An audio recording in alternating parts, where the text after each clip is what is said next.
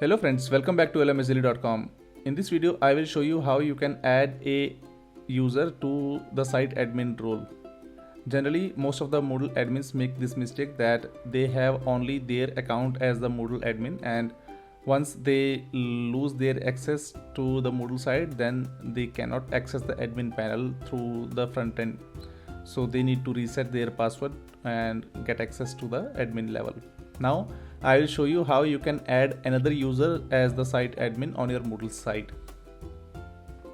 So once you are logged in as the admin on your Moodle site, then you need to click on this site admin link and go to the users tab here. On the users tab, you need to scroll down, and under this permissions sections, you will see this site administrator link. So here you can define all the users who will be having the site admin access. So as of now, you can see that only one user is there as the current site admin. So on the right hand side, you can see the potential users who can be elevated to the site admin roles. You can select anyone and just click on this add button here to add them to the site admin role.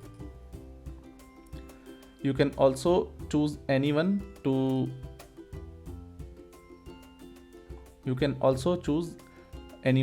become the main administrator, so that all the notifications and all other emails will be directed to this user.